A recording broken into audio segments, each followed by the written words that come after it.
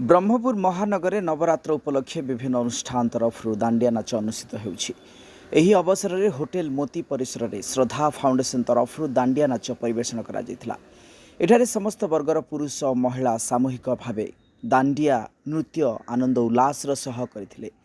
सुंदर भाव निजक सज्जित कर दांडिया बाड़ी साहाय्य नृत्य करथिले। दशहरा उपलक्षे समस्ते परस्पर को शुभेच्छा और शुभकामना जणाइथिले।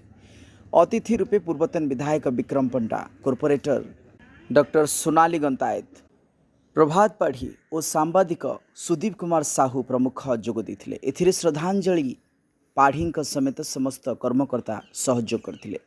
सेहीपरि स्पंदन अनुष्ठान तरफ सगुन मंडप ठारे साजदा रास नाम दांडी नृत्य सस्मिता साहू नेतृत्व में आयोजित होता बेले निजाम डांस एकाडेमी तरफ आयशा पात्र परिचालन लांजीपल्ली राधिका सेलिब्रेशन ठारे अनुरूप गरबा नाइट अवसर में दांडिया नृत्य परिवेषण करा जायथिला।